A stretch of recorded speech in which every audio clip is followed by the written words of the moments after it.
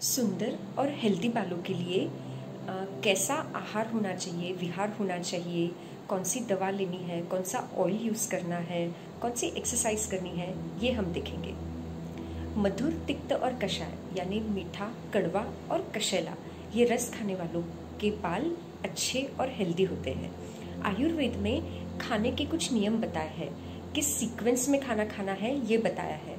यानी सबसे पहले मीठा खाना चाहिए, उसके बाद मधुर, अम्ल, लवण, कट्टू, तिक्त, कषाय, उसके बाद खट्टा, कड़वा, ये सब चीज़ें खानी होती है। पर हम अभी जनरली करते क्या है कि डेजर्ट यानी मीठा हम आखिर में खाते हैं। इससे होता क्या है कि स्त्रोतरोध हो जाता है, विकृत कफ बढ़ जाता है और फिर से बालों के प्रॉब्लम्स आने लगते हैं और डैंड्रफ होने लगता है। तो ये हमें ध्यान रखना चाहिए। फल सब्जियां खाने में ज़्यादा होनी चाहिए। पत्ता सब्जी अवॉइड ही करें। अगर आप में ड्राइनेस ज़्यादा है, आप पतले हैं, तो आप गेहूं की चपाती खा सकते हैं। पर अगर आप मोटे हैं, स्थूल है, मेदो रोग आपको है, तो आपको ज्वारे की रोटी खानी चाहिए। फ्रूट अगर खाने हैं, वो अगर मीठे हैं तो आप खाने के शुरू में खा सकते हैं, पर अगर खट्टे फल है तो आप खाने के साथ उसे अवॉइड ही करें। आप बाद में उसे कभी खा सकते हैं। अन्न को चबा चबा कर खाना है और टीवी देखते हुए, बातें करते हुए, हंसते हुए नहीं खाना है। पूरा ध्यान हमारा खाने में होना चाहिए। उससे बाद में निर्माण होने वाला जो आहार रस और रस धातु है वो अच्छा बनेगा, जिससे हमारे बालों का पोषण होता है। हेयर कलर ना करें। मेरे ये बाल नेचुरल है, हेरिडिटरी है, पर आजकल लोग काफ़ी आर्टिफिशियल कलर्स, डाइज बालों में लगा लेते हैं। ये ना करें तो बेटर है। इससे बालों को प्रॉपर जड़ से पोषण नहीं मिलता और बालों में स्प्लिटिंग होना, हेयर फॉल, विषाक्तता, ये सब इससे बहुत बढ़ जाती है और बालों के प्रॉब्लम्स हमें देखने के लिए मिलते हैं।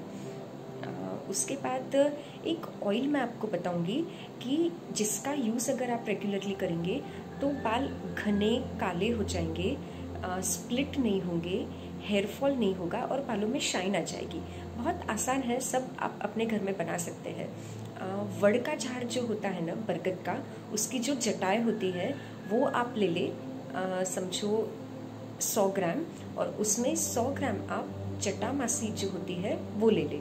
इन दोनों के 4 गुना आप तिल्ली का तेल ले ले और तेल के 4 गुना आप पानी ले ले। इसे अच्छे से पका ले। जब तेल बच जाए और पानी पूरा उड़ जाए तो ये 1 पाकी तेल हो गया। ऐसे 3 पाकी तेल इसका आप बनाकर बालों को लगाने के लिए यूज़ करें तो आपके बाल बहुत हेल्दी और शाइनिंग हो जाएंगे और बिल्कुल भी गलेंगे नहीं। एक राजहंस नाम की वनस्पति होती है। आपने देखा होगा कि जो पुराने बंगले होते हैं या पुराने पड़ की ज़मीन होती है या फ्लाईओवर के नीचे कॉर्नर में एक कोथंबीर जैसी वनस्पति होती है। तो इसका ताज़ा रस अगर आप सुबह शाम 4-4 चम्मच लेते हैं तो बालों से रिलेटेड, डैंड्रफ से रिलेटेड सभी प्रॉब्लम आपके 21 डेज में सॉल्व हो जाते हैं। हमने और ऐसा देखा है कि जनरली कोई भी बीमारी के बाद हेयर फॉल ज़्यादा होने लगता है। जैसे अगर टाइफाइड हो जाए, जॉन्डिस हो जाए, बहुत उल्टियाँ हो जाए या जुलाब हो जाए तो उसके बाद हेयर फॉल बहुत बढ़ जाता है। तो इसमें होता क्या है कि इन बीमारियों की वजह से ग्रहणी खराब हो जाती है और जहाँ ग्रहणी है वहीं पित्तधरा कला और मज्जाधरा कला होती है, ऐसा आयुर्वेद में कहा गया है। और मज्जा धातु का ही उपधातु ये केश है। इसीलिए हमें इन डिजीजेस की प्रॉपर ट्रीटमेंट अगर हम कर ले, ग्रहणी को बल अगर हम दे तो आपके बाल अच्छे हो जाएंगे।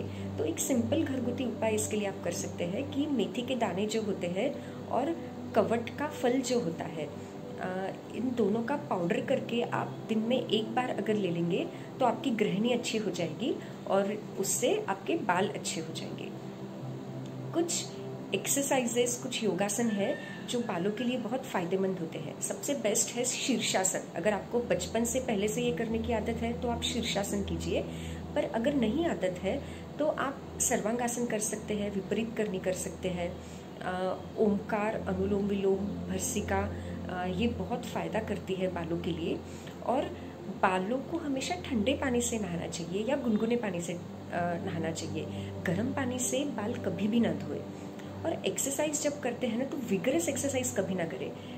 जिम में जो लोग करते हैं, जुम्बा आजकल लेडीज़ करती है, उससे होता क्या है कि फैट डिसॉल्व हो जाता है फॉर टाइम बिंग वो भी, पर शुक्र धातु का क्षय हो जाता है जिससे मज्जा का क्षय होता है, और मज्जा खराब हो गई तो बाल गलने लगते हैं, बालों की प्रॉब्लम्स इससे बहुत बढ़ने लगती है।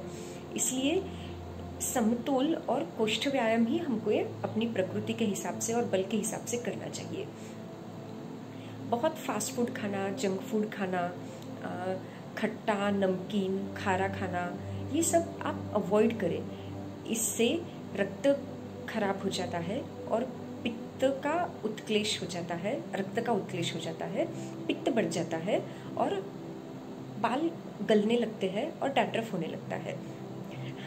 अब आप कहेंगे मैडम आप हमेशा ये मत खाओ, वो मत खाओ, ऐसा मत करो, वैसा मत करो, यही ज़्यादा कहते हो, पर कहना पड़ता है, क्या करें। आजकल लोगों का खाना ही इतना गंदा होता है कि ये बताए बिना पूरी जड़ से ट्रीटमेंट हो ही नहीं सकती। आपको टॉर्चर करने का मेरा कोई इरादा नहीं होता, पर जैसे ज्ञानेश्वरी में श्री माउली ने कहा है ना कि जे जे हितासी निके ते सदाया इंद्रिया दुखे, मतलब जो जो चीज़ें हमारे हित की होती है ना वो हमेशा हमारे इंद्रियों को अच्छी लगेगी ऐसा नहीं होता, पर हमें हमेशा हमारे हित का सोचना चाहिए, सुख का नहीं सोचना चाहिए। इसलिए आयुर्वेद में कहा गया है हिता हितम सुखम दुखम आयुस्तस्य हिता हितम मानम च तच्चयत रुक्तम आयुर्वेदस्य उच्यते। और इसी के लिए आयुर्वेद का अवतरण हुआ है, पहले हित का सोचे और बाद में सुख का सोचे। नमस्ते।